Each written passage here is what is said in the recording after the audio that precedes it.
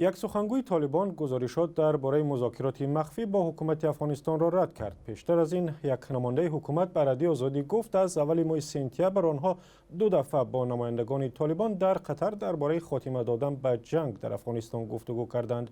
روزنامه گاردین بریتانیا و هم تلویزیون طلوع افغانستان نیز درباره مذاکرات صلح با طالبان گزارش دادند و از جمله گفتند ملا عبدالمنان آخوند برادر ملا محمد عمر رهبر پیشین طالبان در مذاکرات حضور داشته است، ولی بعداً ذبیح الله مجاهد سخنگوی طالبان با نشر بیانیه روز 19 اکتبر گفت که موضع‌گیری طالبان در رابطه با مذاکرات صلح تغییر نیافته است و یک پیش شرط دیرین طالبان برای مذاکرات با حکومت اخراج نیروهای خارجی از افغانستان است. درباره مذاکرات صلح با طالبان صحبت داریم با فرشته نگاه، همکارم از رادیو افغانستان آزاد. فرشته، به برنامه ما خوش آمدی. و نخست میگفتی که مسئله چی است که اول منابع خود طالبان درباره مذاکرات و جزئیات مذاکرات صلح با حکومت افغانستان صحبت کردند و حالا سخنگویشان این گزارش ها را رد میکنند. گفتگوهای صلح با نمایندگان حکومت افغانستان و همچنان ملا عبدالمنان آخوند برادر ملا عمر، همونطور که شما گفتین گفتگوهای مخفی و سری بوده. این گفتگوها نه از طرف حکومت افغانستان اعلام شده بود و نه از طرف خود طالبان. وقتی که روزنامه گاردین چاپ بریتانیا این مذاکرات افشا کرد، همه در پی امی بودند که باید اعلامیه رسمی یا از طرف حکومت افغانستان و یا هم از طرف طالبا داده شود.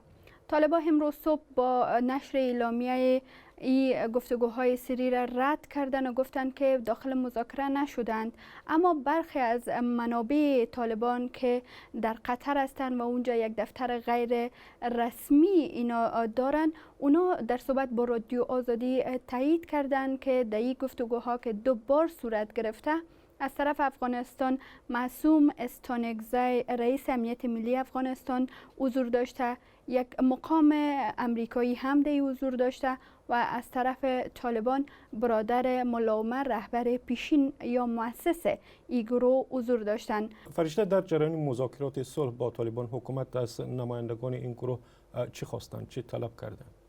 خب منابعی که با رادیو آزادی صحبت کردن اینا میگویند در مذاکراتی که در قطر 2 بار صورت گرفته، حکومت افغانستان از طالبان خواسته که با اعلام آتش بس سلاح خود به زمین بگذارند. یک خواست دیرینه حکومت افغانستان از زمانی که تلاش‌ها برای از سرگیری مذاکرات صورت گرفت، این خواست خود حکومت افغانستان بار بار مطرح کرده و همچنان تقاضاهای از طرف حکومت از طرف گروه طالبان هم صورت گرفته. اگر من صحبت میکنم از گروه طالبان به رهبری هیبت الله آخوندزاده، چرا که پس از نشر خبر مرگ ملا عمر، طالبان به 2 گروه تقسیم شدند. یکی گروه طالبان به رهبری هیبت الله آخوندزاده است و دیگر گروه انشابی به رهبری ملا رسول.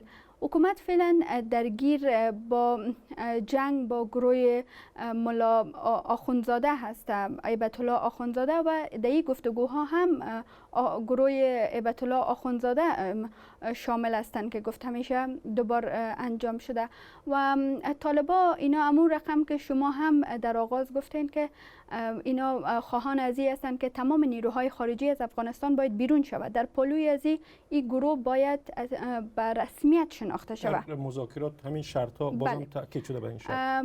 بله، شرط هایشان همی بوده که این گروه باید به رسمیت شناخته شود، محبوسینش، زندانیانش رها شود و از لیست سیاه تروریستی هم حذف شوند. خودت هم گفتی گزارش ها درباره مذاکرات زمانی نشر میشوند که طالبان حمله ها به ولایت هلمند و همچنین کندوز را شدت بخشیدند. آیا میتوان گفت که این حمله ها یک نوع فشار به حکومت است تا به گذشت‌های یا امتیازهای برای طالبان مایل شود؟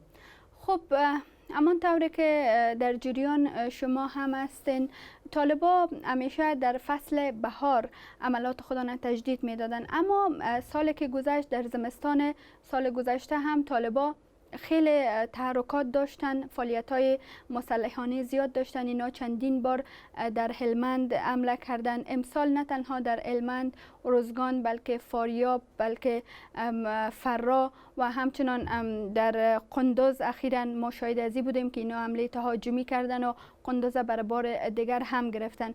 پس این تحرکاتشان، این فعالیت‌هایشان و این دوام فعالیت‌هایشان به گفته آگاهان اینطور به نظر میرسه که اینا را بیشتر، مورال از اینا را بلند کرده و اینا میتونن که خواهان امتیاز بیشتر شون و همچنان در پلی از که اینا اگر در مذاکرات سری و مخفی اینا حضور هم میابند، در پلیش به جنگای خودم ادامه بدن و از حکومت امتیازات بیشتر طلب کنن.